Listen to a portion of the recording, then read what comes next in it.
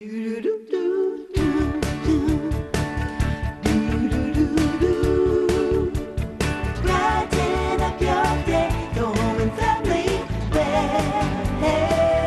are coming up playing football at the low ranks, even at the pee-wee level, that we're hearing about these concussions. So we had to tap a specialist in this to talk about how this is happening and why we're seeing more and more of this. So welcome to the show, neurobiologist Dr. Kristen Willeumier, who's here to talk about these injuries. I pointed out to her, by the way, that this is a male brain, and we don't really use that, us men. Yeah, we know. We know. No, but in all seriousness, this is the brain, right? This is the brain. So we're going to go from chicken in the pants to the brain. We're going to bring it up a little bit, Mark. Thank you. I'm going to talk to you guys today a little bit about the brain and the brain research we've done on NFL players over the past 3 years. So we'll talk about the kind of injuries they've had, and then we'll bring it down to Pop Warner. Yeah. Right, and sort of the things that I think all parents should know if their kids are going to play Pop Warner, middle school, high school, collegiate football. Just teach you a little bit about the brain, what happens, and maybe ways to repair it. Yeah, because, you know, my oldest is 10, and he wants to play. You know, I played ball, and I love this sport, but I'm really torn. After we talked, I sat back and I was like, oh boy, this is a big issue. What was the question you asked her, and how did she respond, the doctor? I said, so should I let my son play football, contact football? And do you remember what you said? Well, said, do you really want me to say?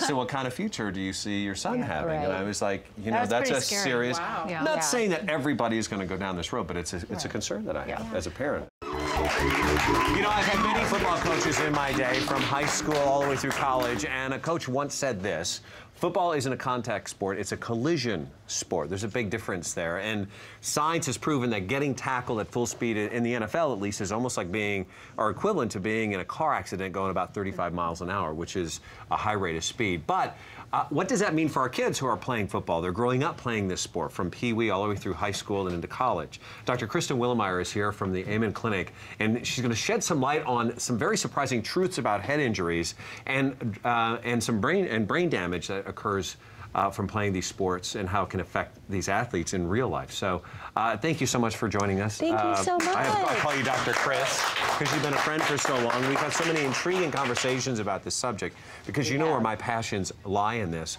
But why are we seeing and hearing so much more these days about concussions? Well, it's interesting. I think back in 1994, the NFL was really looking to answer the question, does playing football long-term cause brain damage? So they started this committee called the Mild Traumatic Brain Injury Committee. But in 2009, they still didn't have the answer, right? So that's a long time. So people started coming to our clinic. So we see pro athletes all the time who want to get their brains imaged because they're suffering from cognitive issues, temper problems. So at least in the case of our clinic, we had these players coming in and suffering from concussions. And I think as our research came out, other independent groups were also doing it, and now it's really come to light. Yeah, I mean, that's the part of it, is that a lot of this research is coming out. We're seeing, as the league has been around more and more athletes are sort of feeling the consequences of these head injuries that exist. Right. Can you explain to us the difference between what a normal brain looks like and versus one that maybe has been damaged? I would be happy to. I think, do we have the graphic? Yeah, absolutely. Okay. So this is a brain image. So this is called brain SPECT imaging, and it's a way to look at blood flow in the brain. So it's a way to look at how your brain functions. So on this panel, we see a healthy brain, and healthy means full, even, symmetrical activity, right? So doesn't this look beautiful? So the color doesn't necessarily mean anything? The color doesn't mean anything, and I just want to show you. So here's my brain model. So this is looking at this undersurface of the brain. And now in somebody who suffered from brain trauma, this is one of our NFL players, you see these regions that have low areas of blood flow. So that's what the holes are. The holes aren't actual holes in the brain. They're just regions where you have really low blood flow. And what that means over time is if we can't get that blood flow up, they're going to lose function in those areas. Is that from one trauma to the brain or several traumas? Hundreds. And that, actually, this is from somebody who played 6 years in the NFL.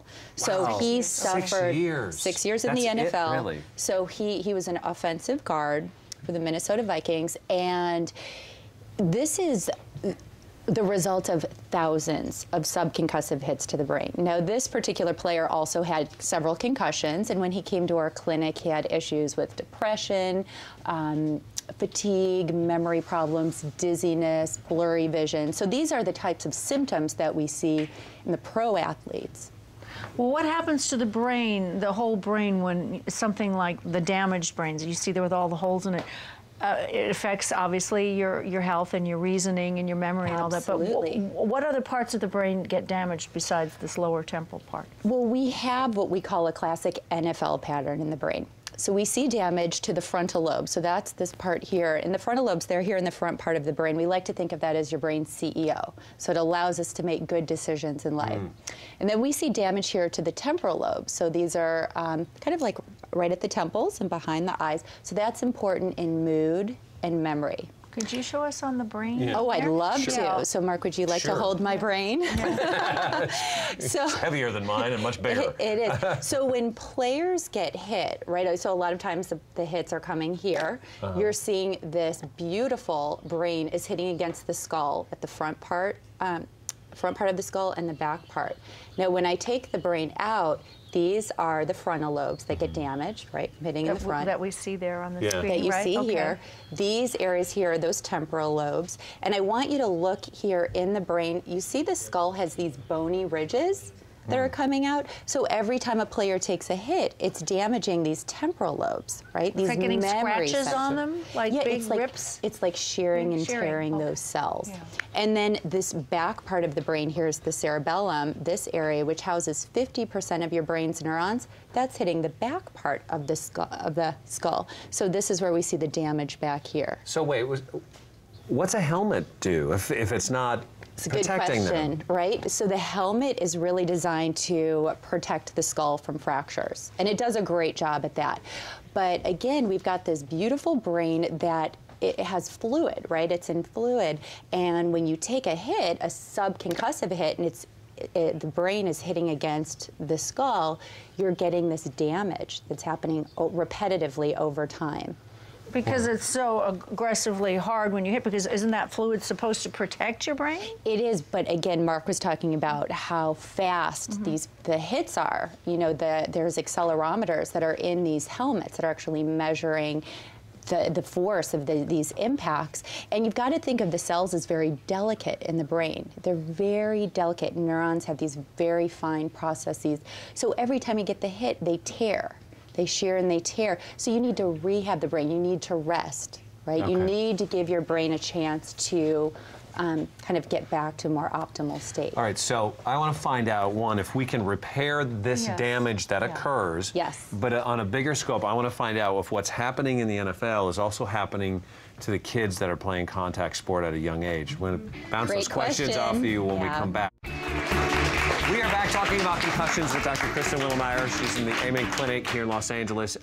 So we left talking about two things. One, my children, and if I want them to play this sport, what we can do as parents to safeguard as best we can.